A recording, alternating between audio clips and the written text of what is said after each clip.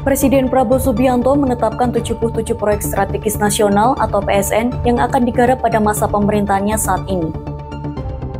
Di tengah efisiensi anggaran yang dilakukan, sumber pendanaan untuk 77 PSN yang telah ditetapkan Prabowo menjadi sorotan. Dari mana sumber dana untuk membiayai 77 PSN di tengah efisiensi anggaran? Ekonom dari Indonesia Strategic and Economic Action Institution atau ASEAI, Roni P. Sasmita, menyatakan efisiensi anggaran tak berarti pembiayaan untuk PSN akan berkurang. Bahkan menurutnya, pos anggaran untuk PSN berpotensi akan bertambah atau meningkat. Kata dia, efisiensi bukan penghematan, melainkan sekedar relokasi ke pos belanja pemerintah yang lain. Roni mengungkapkan bahwa pemerintah dapat memperlebar defisit APBN hingga mendekati 3%. Langkah ini dilakukan agar pemerintah dapat kembali menerbitkan surat utang baru. Tujuan utamanya adalah memperoleh dana segar yang pada akhirnya dapat digunakan untuk membiayai PSN yang menjadi prioritas pemerintah.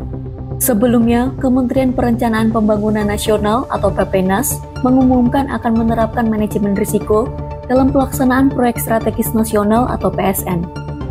Pelaksana tugas Direktur Perencanaan dan Pengembangan Proyek Infrastruktur Prioritas Nasional Bappenas, Sumidi Andoro Mulyo, menyatakan akan menerapkan manajemen risiko dalam pelaksanaan proyek strategis nasional atau PSN untuk memastikan efektivitas pencapaian tujuan pembangunan nasional. Ia menyebut bahwa PSN disusun untuk mendukung RPJMN 2025 hingga 2029 dan sejalan dengan program prioritas Presiden. Fokus utama PSN mencakup makan bergizi gratis, swasembada pangan dan energi, pengembangan SDM dan budaya, hilirisasi komoditas unggulan, perumahan dan permukiman, serta konektivitas dan transportasi. PSN dalam RPJMN 2025 hingga 2029 terbagi dalam dua kategori utama.